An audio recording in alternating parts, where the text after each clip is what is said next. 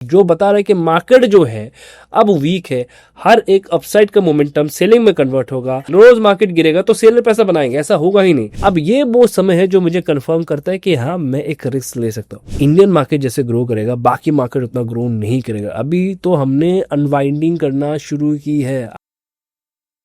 Alright everyone, बहुत दिनों के बाद आप लोगों के लिए वापस से मार्केट का अपडेट लेके हाजिर हूँ कि मार्केट का कंडीशंस क्या है, आने वाले दिनों में क्या हो सकता है। इन बिटवीन हमने बहुत सारे स्ट्रैटेजिकल वीडियो पर डिस्कशंस किया है, अभी और वीडियोस आने बाकी हैं इस चैनल पे। अब सेलिंग साइड में भी हम जाएंगे, सेलिंग साइड में क्या क्या कर सकते हैं, इसके साथ कुछ इंडिकेटर में बात करेंगे, कुछ न्यू चीज़ों में, कुछ न्यू कॉन्सेप्ट में बात करेंगे। लास्ट कुछ दिनों से बिजी था, वीडियो अपलोड नहीं कर पाया, पर्सनल काम में भी बिजी था, थोड़ा सा हेल्थ भी सही नहीं था, आउट ऑफ स्टेशन था। तो फाइनली वापस से हाजिर हूँ आप लोगों के लिए न्यू वीडियो लेकर। सबसे पहले इस वीडियो में बात करेंगे ओवरऑल मार्केट का क्या कंडीशन है। आप देखे होंगे हर जगह पे आपको देखने को मिल रहा होगा टैरिफ टैरिफ टैरिफ। अभी हाल फिलहाल में कल का ही अपडेट है कि ट्रंप ने वापस से टैरिफ जो है इंडिया के ऊपर इंक्रीज कर दिया, और ये कहते हुए कि इंडिया जो है रशिया के साथ क्या कर रहे हैं, जो क्रूड ऑयल है उसका ट्रांजैक्शंस कर रहा है। जब क्रूड ऑयल का ट्रांजैक्शन होता है, उनका ये कहना है कि देखो क्रूड ऑयल का वो ट्रांजैक्शन कर रहा है रशिया के साथ, और रशिया जो है वही पैसा यूक्रेन को बर्बाद करने में लगा रहा है। अब कोई जाके उनको अगर सवाल कर दे कि इस हिसाब से फिर जो जेनोसाइड गाजा में हो रहा है उसके हिसाब से उनका क्या ओपिनियन। चलो ये तो अलग बात है, इसको हम छोड़ते हैं। सबसे पहले हम बात कर लेते हैं कि मार्केट में क्या हो सकता है, आने वाले दिनों में क्या कंडीशंस हमें देखने को मिल सकते हैं, मार्केट कैसे बिहेव कर सकते हैं। अब देखो मार्केट में ना कुछ लीडिंग इंडिकेटर्स होते हैं, ठीक है। अब ये वो वाला इंडिकेटर नहीं है जो हम यहाँ पर लगाते हैं, ये लीडिंग इंडिकेटर जो है वो बताते हैं कि आने वाले दिनों में क्या हो सकता है। अब ये लीडिंग इंडिकेटर क्या क्या, सबसे पहले हमें देखना पड़ता है कि जो कंज्यूमर डाटा है वो क्या कर रहा है। जैसे कि इसमें सबसे पहला हमारा जो है वो इंडस्ट्रियल प्रोडक्शंस क्या चल रहा है मार्केट में। अभी जो इंडस्ट्रियल प्रोडक्शंस है वो बढ़ रहा है या घट रहा है। तो अभी की अगर मैं बात करूँ तो ये घट रहा है, जो कहीं ना कहीं मार्केट के लिए सही नहीं है, ठीक है। ये है लीडिंग इंडिकेटर, आने वाले दिनों में इसके इम्पैक्ट आपको देखने को मिलेगा प्राइस में। दूसरा अगर मैं बात करूँ तो है हम इंफ्रा देखते हैं कि इंफ्रा में क्या काम चल रहा है, क्या सिचुएशन चल रही है, ये भी देखते हैं। तो ये भी कहीं ना कहीं गिरा हुआ है। तीसरा हम देखते हैं जो हमारा है कंज्यूमर डाटा, कि कंज्यूमर जो है इनका क्या कहना है। तो कंज्यूमर इंडेक्स जो है वो भी गिर रहा है, अपने लोएस्ट पे है कंज्यूमर इंडेक्स। उसके बाद अगर मैं बात करूँ तो है होलसेल मार्केट, कि होलसेल में क्या चल रहा है, तो उसमें भी गिरावट है लोएस्ट में। तो ये सारे डाटा जो है वो बता रहे हैं कि आने वाले दिनों में मार्केट जो है यहाँ से और करेक्ट हो सकते हैं, इसकी प्रोबेबिलिटी है।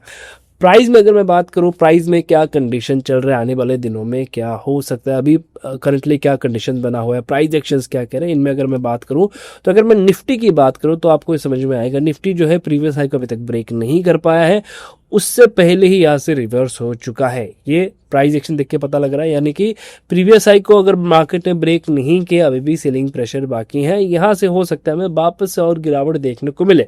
अब हो सकता है और कंफर्म में डिफरेंट है। कंफर्मेशन कैसे आता है, जब आप जो लीडिंग इंडिकेटर्स है वो देखते हैं और उनको आपको पता चलता है कि ये सभी जो है अपने लोएस्ट पे है, और इस हिसाब से अगर मैं देखूं तो आने वाले दिनों में मार्केट में और गिरावट आ सकता है, ठीक है। ये पहला। दूसरा अगर मैं पॉइंट बात करूं इंडिकेटर बेस की, इंडिकेटर में क्या कंडीशंस बन रहे हैं, तो एक बार मैं मूविंग एवरेज लगा लेता हूं, ठीक है। कौन सा वाला, 9 मूविंग एवरेज वाला, और इसमें मैं वीकली टाइम फ्रेम कर देता हूं। ध्यान से देखिएगा इस चीज को।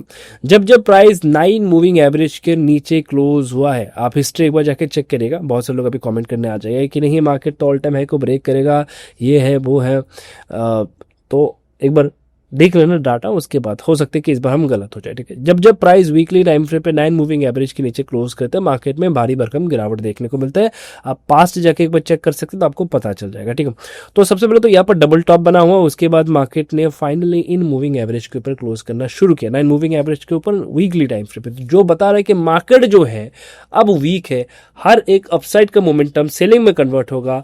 तो जो लोग अभी प्लान कर रहे कि क्या मैं पोर्टफोलियो बनाऊं, अभी क्या मुझे पोजीशन बनाना चाहिए, तो मेरे हिसाब से अभी नहीं बनाना चाहिए, ठीक है। आपको डिस्काउंट रेट मिलेगा, आप इंतजार करिए। बॉटम से मार्केट ने अच्छा खासा रैली बनाया, कुछ लोगों को एक्साइटेड रखा मार्केट ने। देखो मार्केट अल्टीमेटली जब गिरता है ना, मान के चलो मार्केट को 24,000 या 26,000 से मार्केट को 20,000 पे आना है, 17,000 पे आना है, तो मार्केट एक दिन में कभी नहीं आएगा भाई। अदरवाइज लोगों को इंटरेस्ट नहीं रहेगा ना मार्केट में, रोज मार्केट गिरेगा तो सेलर पैसा बनाएंगे, ऐसा होगा ही नहीं। तो मार्केट को क्या करना है, मार्केट को सेलर को भी इन्वॉल्व रखना है, बायर को भी इन्वॉल्व रखना है, मार्केट को एक्साइटमेंट देना है। जब मार्केट एक्साइटमेंट देगा तभी जाके रिटेल ट्रेडर भी इसमें पार्टिसिपेट करेगा। तो उस हिसाब से अगर मैं बात करूं तो मार्केट वापस एक डाउन ट्रेंड यहां से शुरू करने वाले हैं, जिसकी प्रोबेबिलिटी, अब जो लोग कह रहे थे कि अच्छा टेरिफ का कोई इम्पैक्ट नहीं होगा, ये तो पहले भी हो चुका था। अभी अगर मैं बात करूं तो कल टेरिफ जो है वो इंक्रीज हुआ, उसके बाद भी इंडियन मार्केट आज स्ट्रांग है, कुछ खास एग्रेसिव गिरावट देखने को नहीं मिला है। मार्केट ये नहीं कर रहा है, अभी स्ट्रांग है। देखो इन सारी चीज़ों का इम्पैक्ट ना धीरे धीरे करके बाद में आपको पता चलेगा, ठीक है। अगर आप मीडिया चैनल देखते हैं तो मीडिया चैनल पे भी आपको दिखा रहा होगा कि टेरिफ का क्या एडवांटेज है। अगर आप देखेंगे ना न्यूज़ चैनल तो आपको पता चलेगा कि टेरिफ का क्या बेनिफिट है। इंडिया में अगर टेरिफ लग रहा है तो ये तो अच्छी बात है, इंडिया में जो प्रोडक्शन है वो इंक्रीज होगा। जो कहना है लोकली कि इंडिया में जो टेरिफ लगा हुआ है, न्यूज़ चैनल वाले ये कह रहे हैं, तो ये तो अच्छी बात है, प्रोडक्शन बढ़ेगा धीरे धीरे करके, हमारे जो मेक इन इंडिया है वो और ग्रो करेगा, उसमें हम स्ट्रांग रहेंगे। तो देखो ये बात की बात है, इसका इतना इजीली मार्केट में इसका रिफ्लेक्शन नहीं देखने को मिलता है, ठीक है। At least for next 1 and 2 year अगर मैं बात करूँ 2026 तक, मुझे लगता है कि मार्केट में और करेक्शंस आना बाकी है। बहुत से लोग मुझे सवाल करते हैं कि मैं इंडियन मार्केट में भी इतना एग्रेसिवली काम क्यों नहीं करूँ। देखो सिंपल सा फंड है, जब आपको पता हो कि मार्केट में करेक्शंस आ सकते हैं, मैं एक इक्विटी ट्रेडर, राइट, तो मैं मैक्स ऑफ द टाइम क्या सोचता हूँ, मुझे बाइंग अपॉर्चुनिटी मिले तो मैं बाय और होल्ड तभी कर सकता हूँ जब मुझे मार्केट का डायरेक्शन क्लियर समझ में आए। जब मुझे ये समझ में नहीं आए तो मुझे क्या करना है, वो अवॉइड ही करना है। अदरवाइज मुझे फ्यूचर में ट्रेड करना है या ऑप्शन में ट्रेड करना है, तो ऑप्शन में ट्रेड करता नहीं, मैं फ्यूचर में ट्रेड करता हूँ, तो मैं शॉर्ट सेल करके होल्ड कर सकता हूँ। लेकिन जब आप शॉर्ट सेल करते हैं और मार्केट में ऐसे ऊपर वाले रैली देखने को मिलता है तो कहीं ना कहीं आपके स्टॉप लॉसेस हिट होते हैं, आपका साइकोलॉजी खराब हो जाता है। तो हमेशा हम इंतजार करते हैं कि मार्केट हमें ऊपर के लेवल पे मिले। जब ऊपर के लेवल पे मिलता है तभी जाके हम स्टॉक्स ढूंढते हैं, वो स्टॉक जो फ्यूचर एंड ऑप्शंस में है, जो डेरिवेटिव में है, जिन्होंने बॉटम से अच्छा खासा रैली बनाया है निफ्टी के साथ। अब जब निफ्टी गिरेगा वो भी गिरेगा, अब मैं वहां पर शॉर्ट सेल प्लान करूंगा, राइट। तो सभी का एक टाइम होता है। आप बहुत सारे लोग सोच रहे होंगे कि आज मैं ऐसा वीडियो क्यों बना रहा हूँ जिसमें मैं मार्केट का व्यू दे रहा हूँ, क्योंकि ये राइट टाइम है। राइट टाइम क्यों है, क्योंकि मार्केट ने नीचे से अच्छा खासा रैली बनाया ऊपर के साइड, और उसके बाद बाहर से नीचे के साइड में क्लोजिंग देना शुरू किया। अब ये वो समय है जो मुझे कंफर्म करता है कि हाँ मैं एक रिस्क ले सकता हूँ प्रोबेबिलिटी के बेसिस पे, जहां पर मुझे लगे कि ऐसे बहुत सारे स्टॉक्स मुझे मिले जो डेरिवेटिव में अवेलेबल है, जो फ्यूचर में है, जिनकी फ्यूचर में शॉर्ट करने का प्लान करूंगा और वो मार्केट के साथ अच्छा खासा चले हुए, ठीक है। तो हर किसी के एक राइट टाइम होते हैं, जो जैसे कि मैंने अभी कहा कि आपको स्टॉक्स में अभी ज्यादा ग्रोथ देखने को नहीं मिलेगा, ज्यादा उस हिसाब से ग्रोथ देखने को नहीं मिलेगा। हाँ मैं ऐसा नहीं कहूंगा कि इंडियन इकोनॉमी डेट इकोनॉमी, ऐसा बिल्कुल भी नहीं कहूंगा। बहुत सारा पोटेंशियल है आने वाले दिनों में। इंडियन मार्केट जैसे ग्रो करेगा बाकी मार्केट उतना ग्रो नहीं करेगा। अभी तो हमने अनवाइंडिंग करना शुरू की है, आने वाले दिनों में देखिए क्या ग्रोथ होता है। बट हाँ वो एक दिन में नहीं होगा, स्लोली होगा, आपके आंखों के सामने होगा, आपको पता भी नहीं चलेगा, ठीक है। वो सारी चीज़ें। तो फिलहाल के लिए अगर मैं इंडियन मार्केट में बात करूँ, निफ्टी की बात करूँ, तो मैं बेरिश हूँ, स्टॉक्स में भी गिरावट आ सकते हैं, इसके लिए आप मेंटली प्रिपेयर्ड रहिए। और मेरा ये मानना है कि हाँ जब तक ये लेवल वापस से ब्रेक नहीं होता ऊपर के साइड में, और या जो ये हाई है जब ये अगर ब्रेक नहीं होता है तो मार्केट में सेलिंग प्रेशर रहेगा। और सेलिंग प्रेशर के अकॉर्डिंग कुछ स्ट्रेटेजिकल वीडियो मैं बहुत ही जल्दी अपलोड करने वाला हूँ। नेक्स्ट 2-3 वीडियो जो होगा वो सेलिंग साइड में मैं कैसे प्लान करता हूँ एकदम बेसिक्स से मैं आपको बताने वाला हूँ, ठीक है। तो देखिएगा, चैनल पे नए सब्सक्राइब करके रख दीजिए, आपको बहुत सारी चीज़ें सीखने को मिलने वाले आने वाले दिनों में।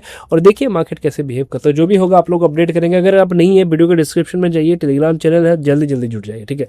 वहाँ पर भी आपको आने वाले दिनों में कुछ मार्केट के व्यू में आपको शेयर करने वाला हूँ, ठीक है।